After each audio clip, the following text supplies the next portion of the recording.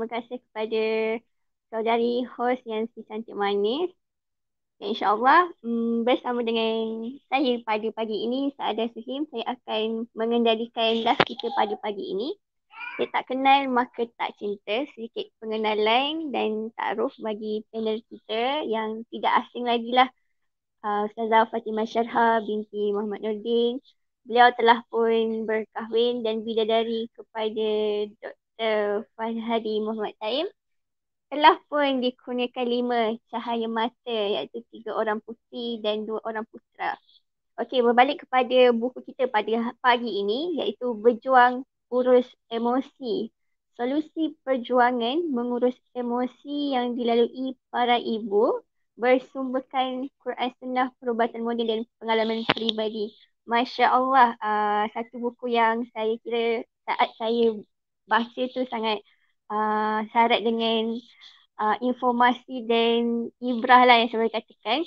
Jadi tanpa melengahkan masa juga, saya menjemputlah panel kita pada pagi ini untuk terus berkongsi dengan audiens kita dan para pembaca. Apa soalan pertama lah terus masuk InsyaAllah apa yang saat saya beli dan baca sampai ke akhirnya, perkara pertama lah yang saya terlintas, apa yang membuatkan Ustazah terfikir untuk dan sehingga terfikir untuk menulis buku Berjuang Muruskan Emosi ini. Tafadhal masykur. A'udzu billahi minasyaitonir rajim. Bismillahirrahmanirrahim. Alhamdulillahilladzi anzala 'ala 'abdihi al-kitaba wa lam yaj'al lahu 'iwaja. Qayyima. Wassalatu wassalamu 'ala Muhammad wa 'ala alihi wa ashabihi ajma'in. Amma ba'd. Terima kasih kepada Saadah Suhim yang membahagiakan kita pada pagi ini. Masya Allah. Terima kasih buat tim Momen Buku yang jadi asbab kita pagi ini diberi cahaya ilmu mudah-mudahan oleh Allah Ta'ala dan diberi kekuatan untuk amal. Dan terima kasih buat semua yang nampak bersemangat ni. Subhanallah, Ahmad Fakur Razi, Aqib Al-Fadat, Fadilah, Syarah Syamimi dan ramai lagi, Masya Allah. Maafkan saya, lampu spotlight saya rosak hari ni, jadi gelap sikit kat sini. Tapi tak apa, tengok wajah bercahaya Saadah tu, kita mesti nampak cahaya tu terang jugalah, Masya Allah. Baik, Big Why, kenapa saya tulis buku Berjuang Urus Emosi? Ya, dia pink kan, pink. Sama pink dengan tudung Saadah dan sama pink dengan tudung saya. Mesti ada isi kesirat di sebalik pink ni. Subhanallah.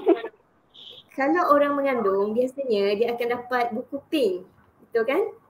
Dia akan dapat buku pink. Buku pink tu tandanya dia kena follow up. Ya, dia kena cek kehamilan. Dan subhanallah, kita banggalah ada insan-insan kaum Adam yang bersama dengan kita yang turut ambil berat tentang isu ni, menandakan mereka sedar yang lelaki perempuan saling memerlukan, saling melengkapkan.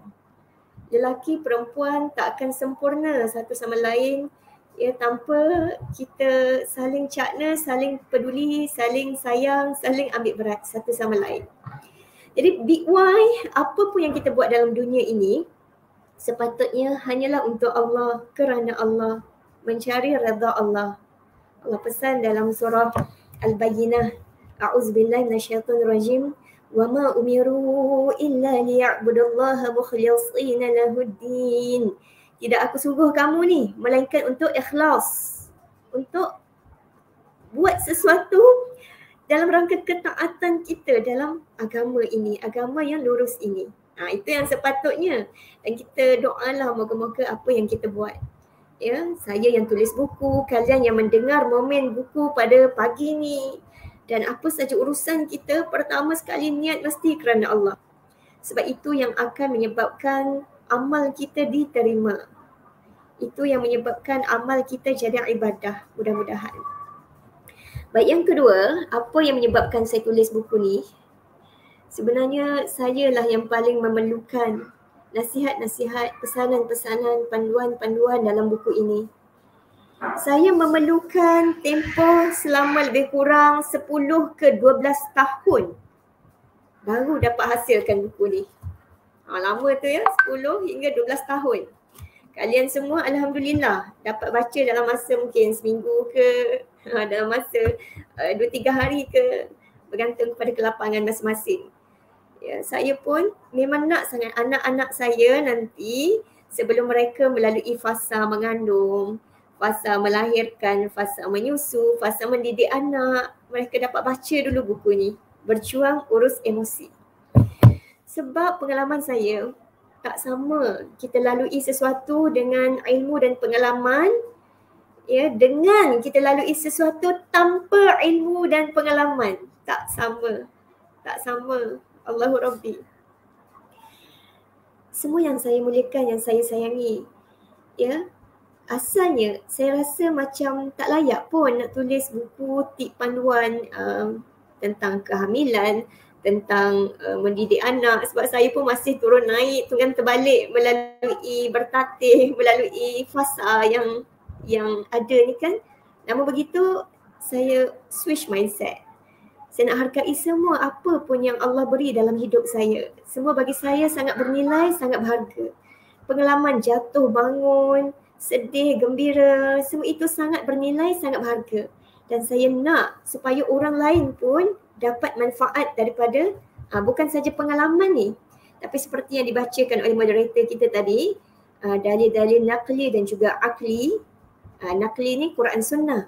Akli sumber daripada ilmu psikologi. Saya dulu pernah ambil bidang psikologi dan saya juga ada kawan-kawan yang bekerja sebagai clinical psychologist, sebagai sekretaris ya, dan bidang-bidang yang berkaitan dengan kesihatan mental, pengurusan emosi. Jadi saya pun ambil manfaat lah daripada ilmu mereka. Saya masukkan dalam buku ini.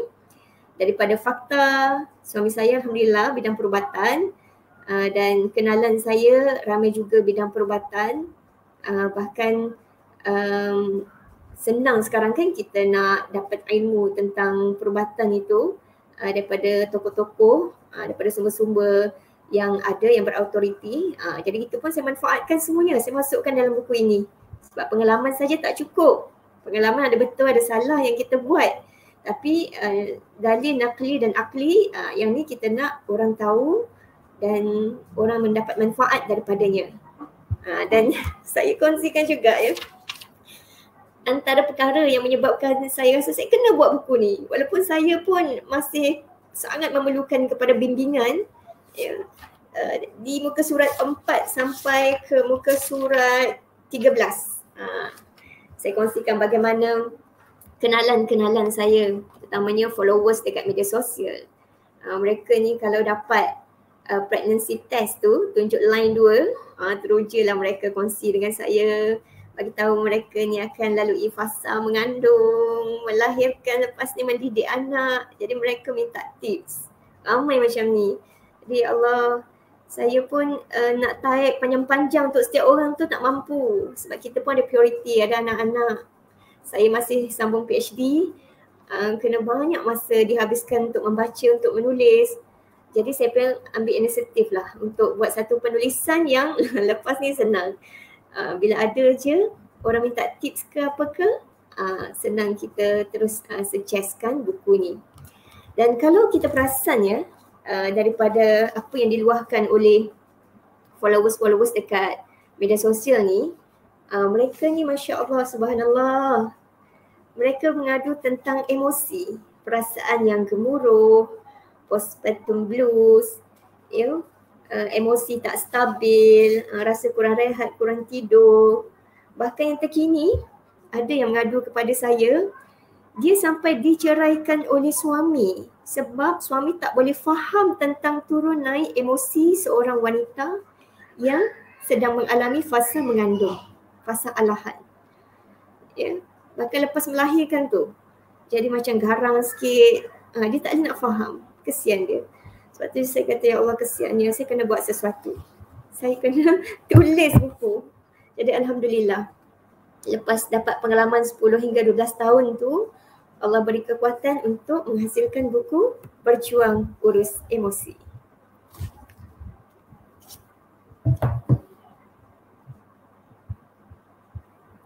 Kembali pada moderator, silakan. Kalau sesiapa nak tanya, silakan ya kat tepi ni. Saya cuba tengok soalan-soalan kalian jika ada. Okay, baik. Masya Allah. Sangat hebat perjalanan nak menulis, nak menghasilkan sebuah buku yang berpuluh-puluh tahun. Tahniah pada Ustazah sebab Allah izinkan kan untuk menghasilkan buku Berjuang Urus Emosi. Jadi insyaAllah Ustazah, jika kita melihat dan membaca seluruh perjalanan buku ni, dia memang satu kisah perjalanan seorang wanita menjadi ibu dalam fasa mengandung, bersalin, berpantang sehinggalah fasa menyusukan ni. Ini seolah-olah fasa ni dia ada satu mesej yang signifikan terhadap perjuangan mengurus emosi bagi seorang ibu. Dia never ending punya struggle dan perjuangannya berterusan kan. Tapi pada saat pertama kali saya baca buku ni, Berjuang Urus Emosi, saya tak expect lah yang buku ni tentang mengandung kan. Saya expect dia pasal emosi semacam-macam. Jadi ada tak mesej yang tertentu yang Ustazah nak sampaikan kenapa kita cakap tentang emosi instead of kita highlight macam tajuk dia tips mengandung ke apa ke macam tu. Okey. Pertama saya nak kongsikan satu kaedah daripada buku Fiqhul Awlawiyat oleh Syekh Al-Qardawi. Kaedah tu mengatakan amal hati lebih utama dari amal jasad. Saya ulang, amal hati lebih utama dari amal jasad. Apa kaitannya? Kaitannya buku ini highlight amal hati. Amal jasad, yakni peristiwa yang terjadi akan mengalami pelbagai bentuk cerita seiring dengan perubahan fasa-fasa hidup kita. Fasa seorang gadis, fasa seorang, kalau yang lelaki fasa seorang anak muda, pemuda, fasa seorang yang baru kahwin, fasa seorang yang kalau perempuan mengandung lepas tu melahirkan, menyusu, mendidik anak. Setiap orang ada cerita, ada sesuatu yang terjadi dalam hidupnya. Tapi sebenarnya jauh lebih penting Allah nak tengok bagaimana kita uruskan amal hati tu. Pengurusan dalaman, dunia dalaman. Kawan saya seorang clinical psychologist, dia kongsikan satu fakta. Dia kata kehidupan ni adalah 10% dari apa yang terjadi. 90% bagaimana kita memberi reaksi kepadanya. Jadi amal luaran tu yang kita nampak, mengandung, melahirkan, menyusu, itu adalah cerita tentang apa yang terjadi. Hakikatnya ada amal hati 90% yang kita nak ambil berat daripada apa yang terjadi itu. Dan amal hati tersebut boleh di-apply pada apa sahaja cerita-cerita lain juga yang berlaku dalam hidup kita. Sebab tu kalau tengok buku ni kan, dia tentang pengurusan emosi, berjuang urus emosi. Dalam ni emosi ni, perkataan emosi ni ada gambar baby. Kan ada gambar baby, pas belakang ni ada ibu yang sedang terbaring dekat katil dan dia sedang di-charge oleh tenaga iman. Jadi ini adalah amal jasad, amal luarannya. Ada satu latar lah yang kita nak cerita. Tapi hakikat sebenarnya yang kita highlight dalam ni adalah al-ma'thurat al-kubra. Bagaimana kita nak berinteraksi dari segi dunia dalaman tu, amal hati tu. Kita nak berinteraksi untuk merasai yang Allah sedang sayang kita. Kita sedang fokus benda besar, menjaga rukun iman kita, menjaga belief system kita, kepercayaan kita kepada Allah. Walaupun diuji dengan sangat sukar.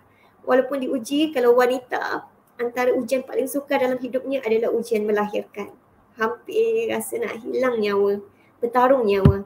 Sebab itu saya sebut 10% tu adalah latar cerita dunia luaran. Hakikatnya 90% adalah amal hati yang kita nak highlight dalam apa sahaja yang kita lalui dalam hidup kita ni. Okey. Sekarang kita tengok muka surat 14 hingga 15. 14 hingga 15. Bila sebut berjuang urus emosi, biasanya apakah perkara-perkara yang terjadi, yang diuji dalam emosi seseorang? Apa yang terjadi? Pertama, stres. Tekanan dari dalam dan luar yang sudah memberi kesan kepada setiap individu. Itu makna stres.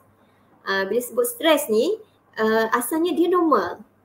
Dan tanda-tanda kita sedang stres apa dia? Sakit kepala, sakit atau sengal badan, penat, tidur atau selera makan terganggu. Itu tanda stres. Dan stres ni boleh berlaku pada semua orang. Dia mengandung ke, tak mengandung ke, dia dah kahwin ke, belum kahwin, semua orang stres. Betul kan?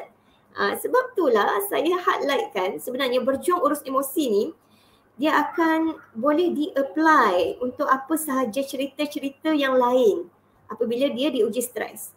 Dan saya fokus secara spesifik tentang latar cerita ibu yang mengandung, melahirkan, menyusukan dan mendidik anak. Bagaimana bentuk stresnya dan bagaimana secara case study lah nak apply secara praktikal. Apply apa? Apply berinteraksi. Dunia dalam tu berinteraksi dengan Allah. Berinteraksi dengan kalam Allah yang ada dalam Al-Ma'thurat Al-Kubra. Supaya dia sendiri dapat memujuk stresnya. Bila dapat pujuk stres, dia mencegah kita. Daripada stres itu, dia pergi ke fasa-fasa berikut. Sebab stres ni asal normal, kalau tak cegah, kalau tak urus dia, kalau tak urus dalam, dia boleh pergi kepada apa? Distress. Distress ni apa? Distress ni, kalau banyak sangat dia jadi anxiety. Banyaknya istilah anxiety pula. Anxiety ni apa? Anxiety ni adalah stres secara negatif ataupun distress yang banyak sangat. Sampai kita rasa resah, gelisah. Dalam fikiran kita takut, terbayang-bayang benda tak berlaku lagi, terbayang-bayang. Ya, tandanya degup jantung yang laju, ya, berpeluh, suka bernafas, suka kawal diri. Dan yang ni, ya, tak berlaku kepada orang mengandung, melahirkan, menyusukan, mendidik anak sahaja. Pada semua orang dia akan alami. Jadi masuk ke fasa menjadi ibu lebih lagi. Ya, sebab dia macam-macam anxiety yang keluar. Dia takut nanti anak dia cacat ke tak. Dia takut Allah rasa jarum tu bagaimana. Dia takut operation tu apalah rasanya. Takutnya ya Allah bersalin tu bagaimana. Banyak sangat benda yang dia bayangkan. Jadi kita cuba nak pandu hati itu interaksi dengan Allah. Ada pujukan dalam Al-Ma'thurat Al-Kubra. Seterusnya, anxiety ni pun dia masih lagi di tahap yang normal sebenarnya. Ya, selagi mana dia tidak pergi kepada 3 perkara. Pertama, kalau kerap sangat anxiety itu ataupun kerap sangat distress, stres secara negatif. Adakah stres secara positif? Ada. Stres secara positif kita panggil eustress. E-U-S-T-R-E-S-S. Eustress. Stres secara positif ni macam kita ada due date, nak kena kejar. Kita pun mulalah stres, kita jadi laju buat kerja. Itu positif. Ya. Ataupun kita rasa nak anak kita ni mencapai satu pencapaian. Dia asalnya positif. Sebab barulah kita do something. Kata kita biar dia main sahaja setiap hari. Ini jadi balance, seimbang. Main ada, belajar ada. Sebab apa? Sebab stres secara positif. Tapi stres secara negatif, bila dia kerap sangat, kita tak urus, kita biar je dunia dalam kita itu tak berinteraksi dengan Al-Ma'thurat Al-Kubra, yang ni bahaya. Ya, yang ni dia merangkak-rangkak, dia nak pergi kepada depression. Depression adalah satu penyakit, dia bukan normal, dia penyakit. Dia perlu rawatan, dia perlu tenaga pakar. Okey. Sebelum tu 3 perkara tadi. Stres dan anxiety kita. Satu, kalau dia kerap sangat jadi bahaya. Kedua, jangka masa stres tu. Jangka masa, kalau kita biarkan tak urus dia, kita biarkan lama jangka masa stres kita sampai 2 minggu. Kalau bergaduh tu, Islam halalkan kita tak bertegur sapa selama 3 hari je. Ya, tak halal kita tak bertegur sapa selama lebih daripada 3 hari.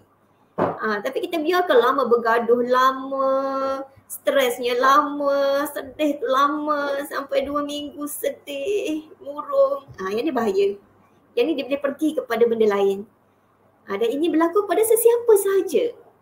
Dalam dunia ibu, yang ni pun memang kita banyak diuji. Ya, banyak diuji. Jadi kita nak ada pengurusan emosi kat dalam tu. Okey, yang ketiga adalah keberatan stres. Contohnya bila mengandung, suami tak faham, memang berat stres tu. Bila mengandung, adanya contoh ujian pandemik, terpisah, duduk seorang, tak ada sokongan luar, contohnya kan. Memang berat stres tu. Dan bila bertambah berat lagi stres tu dan tidak diurus, dunia dalam tak dibuat sesuatu. Yang ni bahaya. Dia akan pergi merangkak-rangkak kepada depression. 3 benda tadi yang boleh pergi kepada depression. Apa dia? Kekerapan stres, jangka masa stres dan juga keberatan. Berat tak berat stres tu? Ujian tu berat tak berat? Ujian mengandung, ujian melahirkan, menyusukan, berat tak berat? Memang ujian berat. Sebab tu saya highlightkan cerita ni. Hakikatnya pengurusan ni sama je. Dalam kisah latar mana-mana pun inilah yang kita perlukan. Okey, kita pergi sikit dulu kepada depression. Depression ni perasaan sedih yang mengganggu kehidupan dan dia mengganggu orang di sekeliling. Contohnya dia rasa bersalah yang terlalu banyak, dia rasa hilang minat pada kehidupan, pada makan minum, pada tidur ataupun tidur terlebih banyak. Apa yang terlebih-terlebih yang over tu, itu tanda-tanda depression. Rasa putus asa, makan sama ada terlalu banyak atau tak makan langsung, terlalu sikit makan, itu semua tanda-tanda depression. Jadi semua ini kita semua tanpa kecuali, tanpa mengira latar belakang kita, semua berpotensi untuk kena. Saya ulang, kita semua tanpa mengira latar belakang kita, sijil kita, sijil agama tinggi ke, sijil profesional tinggi ke, tak kisah siapa pun, semua berpotensi untuk kena jika dia tidak urus. Tiada siapa pun ada ilmu kebal untuk ni ya, dia tak mengenal siapa pun. Jadi mudah-mudahan dengan kita ada ilmu pencegahan, ilmu mencegah sebelum merawat, ilmu mengurus emosi, ilmu pandai memujuk diri sendiri dengan bantuan Al-Ma'thurat Al-Kubra. Saya belum explain lagi apa itu Al-Ma'thurat Al-Kubra. Al-Ma'thurat Al-Kubra ni adalah zikir-zikir yang Nabi SAW selalu baca pagi dan petang. Dia ada versi ringkas dengan versi panjang. Kalau kita sibuk, banyak urusan, ya, bolehlah kita ambil versi ringkas. Ya, namun bila ujian kita berat sangat, macam ujian mengandung, melahirkan, menyusukan, kita rasa berat ujian tu, kita cubalah ambil yang kubra, yang versi panjang sikit. Tapi jangan rasa beban pula, rasa ya Allah makin panjang dapat dating, memujuk diri dengan Allah. Biar rasa best, rasa ini saat saya bercinta dengan Allah, saya sedang dapat terapi langsung dari Allah. Jadi itulah hakikatnya kenapa saya memilih tajuk yang seakan-akan amal dalaman, amal hati. Tapi dari segi cover depan belakang ni sebenarnya dah menggambarkan tentang latar kepada buku ini, iaitu tentang perjalanan transisi seorang gadis menjadi seorang ibu. Lepas tu dia fasa yang dia lalui, dia mengandung, melahirkan, menyusukan, mendidik anak pula, dan semua itu memberi kesan yang berbentuk emosi, mental, fizikal. Allah Alam. Masya Allah. Okay, jazakillah Ustazah.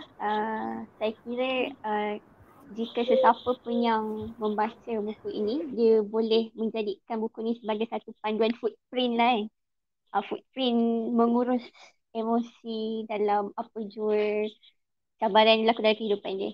Okay, insyaAllah. Seterusnya,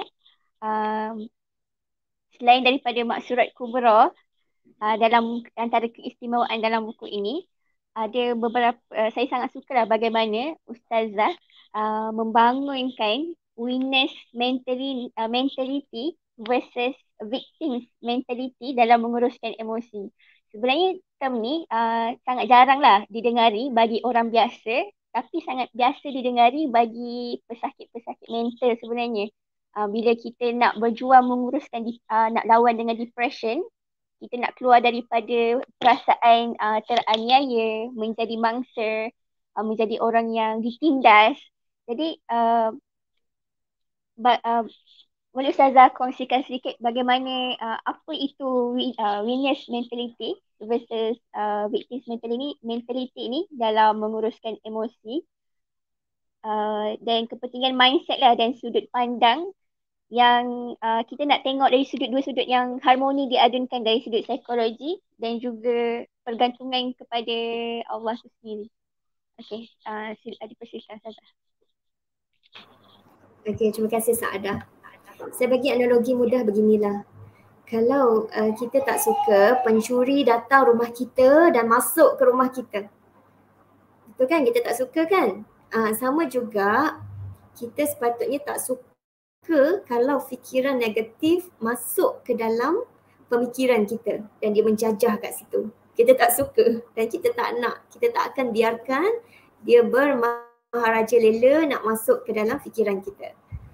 Jadi Venus mentality ni adalah kita merasakan yang kehidupan kita ini sentiasa dibantu oleh Allah, ditolong oleh Allah. Selagi mana kita mencari Allah, kita yakin dengan Allah, tak putus asa dengan Allah, jadi kita ada Venus mentality. Saya menang. Saya ditolong Allah. Saya mendapat perlindungan Allah. Walaupun hakikatnya sekeliling tu ujian yang kita hadapi ni, kita mungkin dizalimi. Kita mungkin dibuat macam-macam oleh orang. Kita mungkin sakit hati tu, sakit hati ni. Ya. Dan kalau kita tak urus, kita akan jadi orang yang ada victims mentality. Victims ni dia akan rasa aku sentiasa jadi mangsa keadaan. Orang lain sentiasa jahat pada aku. Dunia ni zalim, aku geram, aku marah, aku benci. Dan kalau dia duduk kat media sosial tu, dia nanti je siapa-siapa buat salah. Tak kisahlah salah tak ada kaitan dengan dia pun. Dia akan hamburkan kebencian dia, kemarahan dia, maki hamun dia. Sebab apa? Sebab dia rasa dia terlalu sakit. Dia perlu tempat untuk lepaskan sakit dia tu. Ini victims mentality. Jadi Venus mentality, Allahu Rabbi, orang yang kalau kita belajar daripada para anbiya, mereka adalah insan-insan yang paling teruk kena macam-macam dalam dunia ni. Ya, Nabi Ayub diuji sakit, Nabi Nuh diuji kaumnya menolak ajaran. Tapi mereka selalu datang kepada Allah dalam keadaan fakir. Datang dalam keadaan mengadu yang mereka sakit ataupun mereka diuji itu, diuji ini, orang tolak ke, mereka mengadu. Tapi mereka sebut lepas tu, maka tolonglah aku ya Allah. Ayat lepas tu adalah ayat harapan, bukan ayat putus asa. Putus asa ni ablasa dalam bahasa Arab. Ablasa ni sifat iblis. Iblis dia buat salah, Allah marah kat dia. Dia terus putus asa dari keampunan Allah. Dia kata okey, aku buat salah, Allah marah, tak apa, aku nak sesatkan semua cucu-cuci Adam. Ini victims mentality. Dia rasa macam dia tu mangsa. Dah dia buat salah, Allah marah, okey tak apa, aku nak mengganas lagi, seakan gitu. Tapi orang yang Venus mentality, macam peribadi yang ditunjukkan oleh Nabi Adam AS. Beliau buat salah juga. Beliau buat salah. Allah memang marah juga kat Nabi Adam. Sebab Allah tak nampak azam yang kuat untuk menghindari diri daripada kesalahan tu. Ya Allah sebut dalam surah Taha. Lam najid lahu azma. Kami tak nampak azam yang kuat kepada Nabi Adam ni untuk menghindari diri daripada kesalahan tu. Yes, Allah marah. Bahkan Allah hukum. Diturunkan daripada syurga ke dunia. Tapi apa respon Nabi Adam dengan Venus mentality? Dia ngadu ke Allah, ya Allah, kami dah zalimi. Maka dia minta keampunan Allah. Rabbana zalamna anfusana wa in lam taghfir lana wa tarhamna lanakunanna minal khasirin. Dia nak keampunan Allah, rahmat belas kasihan Allah. Yang ni Venus mentality. Dia tetap mendesak ataupun meminta kepada kejayaan, keampunan, kerahmatan. Dan ini yang sepatutnya kita ada dalam mindset kita. Saya juga kongsi dalam muka surat 42 ni, dalam buku ni, tentang bagaimana kita nak switch mindset kita daripada fixed mindset kepada growth mindset. Okay? Kalau fixed mindset ni dia lebih kepada victims mentality. Dia cuba naikkan cabaran, dia rasa cepat putus asa.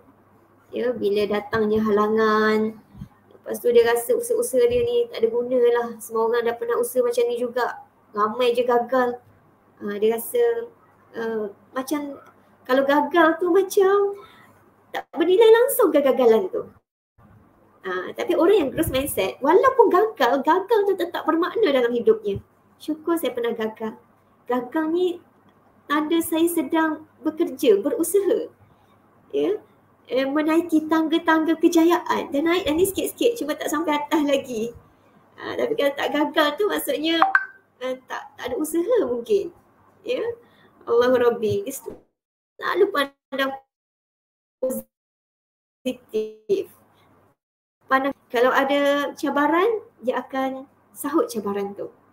Kalau ada halangan, dia akan tetap konsisten buat baik. Walaupun ada halangan, tak kenapa dia rebah sekejap, dia akan bangun semula. Dia tahu Allah akan tolong dia. Kalau ada kritik kat mana-mana kan, kalau orang yang fixed mindset, dia memang ignore teruslah kritik tu. Ignore. Memang tak akan terima, tak akan accept langsung. Tapi orang yang growth mindset ni, dia akan cuba belajar daripada kritik tu.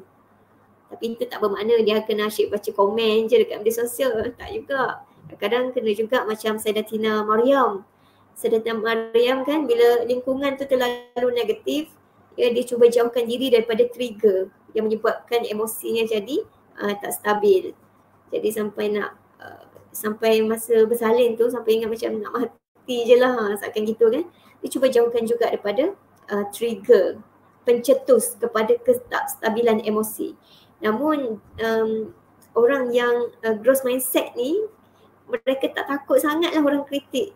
Yang mereka takut kalau Allah murka. Ya, macam yang Nabi SAW tunjukkan semangatnya di Taif. Dia kata kalau semua orang buat dia macam-macam pun, tapi Allah redha dengan dia, dia tak peduli pun dengan apa yang orang buat tu. Asalkan Allah redha, cukuplah, nak yang tu je. Ya. Lepas tu fixed mindset ni, dia tengok kejayaan orang, dia akan rasa terancam dan dengki. Tapi orang yang growth mindset, dia tengok kejayaan orang, dia akan belajar, dia akan syukur, ucap Alhamdulillah, hatinya bersih, hidupnya lebih bahagia. Dan inilah Venus mentality. Allah Alam.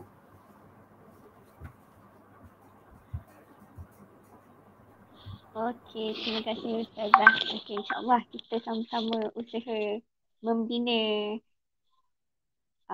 Venus mentality dalam hidup kita. Okey, sebelum saya masuk ke sesi soalan, sukalah untuk saya tanyakan kepada Ustazah, kenapa emosi ini perlu diperjuangkan, perlu diuruskan? Maksudnya, adakah apakah kepentingan pejuang mengurus emosi lah? Adakah macam, sebab selalunya bila bercakap tentang emosi, orang selalu tend untuk mengelak daripada berhadapan dengan emosi atau denying, atau dia milih untuk tak ada apalah, okey je, sampailah satu tahap yang dia rasa tak terkawal, dia rasa dah sangat berat, baru dia rasa okey aku dah tak tahan begitu. Jadi kenapa kita perlu urus daripada awal, dan apa impak dia kepada individu, kepada seorang wanita, kepada seorang bahkan ibu muda, dan juga jika kita pandang jauh lah dalam buku ni, apa impak dia kepada rumah tangga sendiri, pendidikan, pembangunan anak-anak tu sendiri. Okey, silakan Ustazah. Okey, Masya Allah. Sebelum tu saya nak jawab sikit ni. Ahmad Fakhur Razi Yahya tanya, lawa background Ustazah, buku betul ke wallpaper? Masya Allah. Yang ni wallpaper ya. Dah pun kena conteng dek anak saya ni. Buku betul ada dekat ruang tamu. Ni ruang bilik studio. Okey, pengurusan emosi ya. Allahu Rabbi. Saya rasa soalan ni pun ada kaitan dengan soalan oleh Atika Sudin ni. Sebab saya nak rangkum semua. Saya ada seminar hari ni pada pagi sampai petang. Saya takut terlepas banyak peluang hebat tu. Jadi saya cuba ringkaskan dan rangkum. Kata Atika Sudin ni, Ustazah saya nak tanya, macam mana kita nak berhadapan dengan orang yang menghidapi anxiety, kerap resah, rasa bersalah terhadap perkara-perkara kecil, kerap alami mimpi yang bukan-bukan apabila dia bercerita kepada kita. Sebab kadang-kadang kita yang menjadi kawan dia tak tahu apa-apa nak buat. Kita nak tolong tapi tak tahu nak tolong macam mana. Mungkin Ustazah boleh bagi sedikit nasihat. Terima kasih. Okey. Pertamanya, Masya Allah, hidup kita ni kita kena balance. Kita kena balance. Kita diberikan amanah, ada emosi, mental, ada fizikal, kita juga ada sosial atau spiritual. Semua itu kita kena balance hidup ni. Supaya hidup kita lebih happy, lebih satisfy, lebih puas dengan kehidupan ni. Jadi ada orang yang diuji ya, dia mungkin tak dapat kasih sayang daripada kecil, dia mungkin sebab genetik, banyaklah faktor-faktornya. Dia mungkin ada ujian yang sangat berat sejak kecil lagi, ataupun kelukaan masa kecil, dia tak diberi hak tarbiyah, dia tak diberikan komunikasi yang baik, dia selalu kena marah, kena itu, kena ini, macam-macam yang berlaku yang kita tak tahu pun. Jadi pertama kita nak rasa kesian dulu. Kesian, ya, kesian. Bila kesian, kita akan cuba cari sesuatu yang boleh bantu dia. Macam mana nak bantu? Orang yang anxiety, saya kongsikan dalam buku saya ni, muka surat 326, buku berjuang urus emosi 326 ni, dia perlukan telinga yang mendengar, yang sudi mendengar.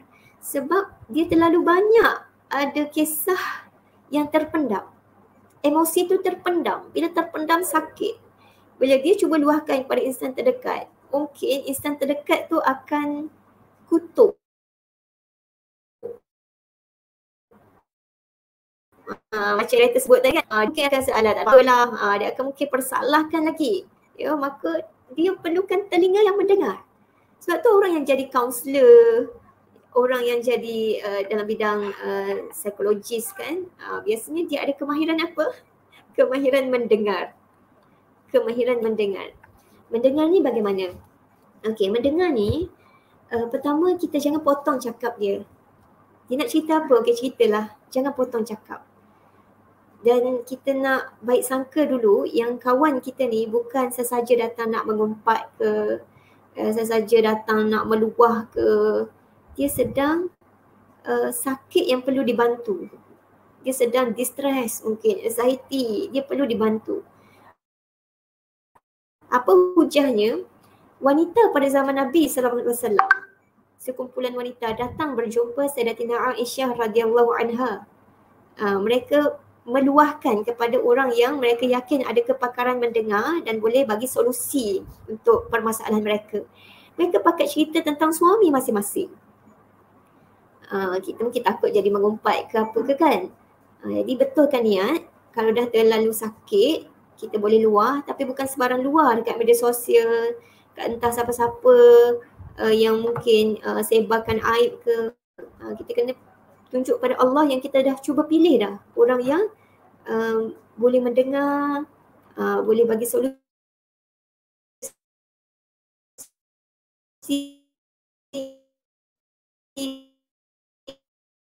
untuk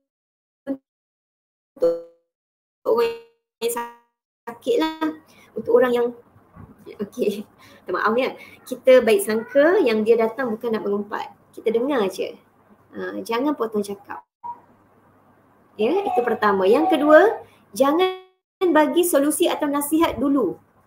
Memang itu objektif kita nak bagi solusi atau nasihat lepas ni, tapi bukan awal-awal lagi kita bagi. Tidak, itu akan block.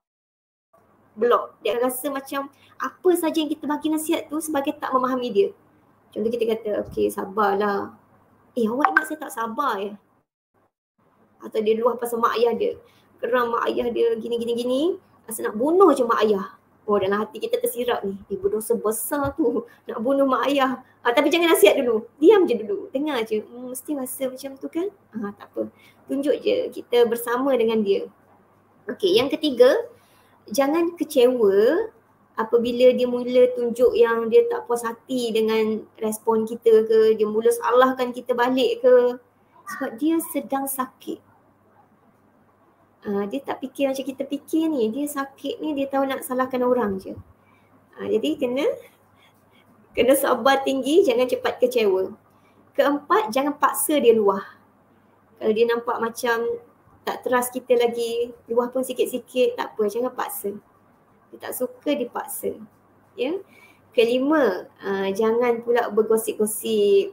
Sesaja kita pula kita tambah cerita, kutuk orang tu. Orang yang dia cerita kita kutuk sekali. Macam menambah rencah gosip pula. Bukan. Yang keenam, kita jangan cakap perkataan-perkataan yang sensitif bagi orang yang sedang sakit anxiety, depression ni. Contohnya apa? Janganlah menangis. Tak malu ke? Itu sensitif. Bila dia dengar ayat macam tu, dia rasa dinafikan perasaannya. Lepas tu kita kata, sudah-sudahlah tu. Yang ni dia akan rasa sangat kecewa sebab dia rasa macam tak faham perasaan dia. Lepas tu kita tanya pula, kenapa awak depressed ya? Banyak tanya pula, dia lagilah sakit hati. Jadi yang kita boleh cakap apa? Kita kata, I'm here for you. Saya ada untuk awak. I feel you. Saya dapat rasa apa yang awak rasa. Can I help you? Bagaimana yang saya boleh tolong awak ni? Saya boleh tolong bagaimana? Okay, jadi apa yang kita boleh bantu juga selain memberi telinga yang mendengar, kita bantu dia untuk kembali kepada kehidupan yang normal. Yang cukup tidur, makan makanan seimbang, yang ada senaman, tarik nafas, yang ada masa kita fun, happy, santai. Kembalikan dia kepada kehidupan yang seperti itu. Ini akan sangat membantu dia. Apapun kalau kita nampak macam dah lain macam dah dia ni, kita kena cuba bagi sokongan supaya dia pergi merujuk kepada yang pakar. Sebab kita bimbang berlaku ketidakseimbangan kimia dekat otak dia dan diperlukan kepada rawatan lain lah, macam makan ubat ke dan sebagainya. Wallahu a'lam.